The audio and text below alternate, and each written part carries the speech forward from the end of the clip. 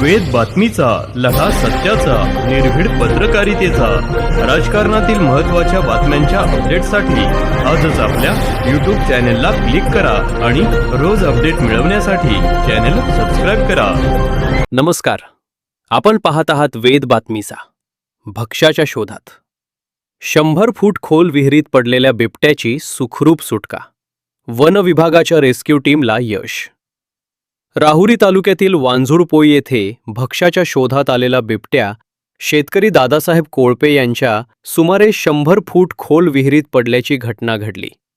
विहिरीत सुमारे 50 फूट पाणी असल्यानं बिबट्याला जीव वाचवण्यासाठी बराच काळ संघर्ष करावा लागला. घटनेची माहिती मिळताच पत्रकार भाऊ कदम यांनी वन विभागाशी संपर्क साधला. त्यानंतर वनक्षेत्रपाल ज्ञानेश्वर साळुंखे यांच्या मार्गदर्शनाखाली वन विभागाची रेस्क्यू टीम तातडीनं घटनास्थळी दाखल झाली.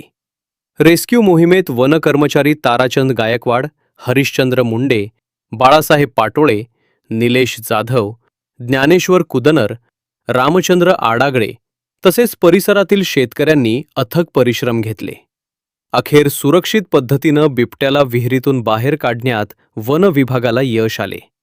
या यशस्वी रेस्क्यूमुळे परिसरातील नागरिकांनी सुटकेचा निश्वास सोडला असून वन विभागाच्या तत्परतेचे सर्वत्र कौतुक होत आहे.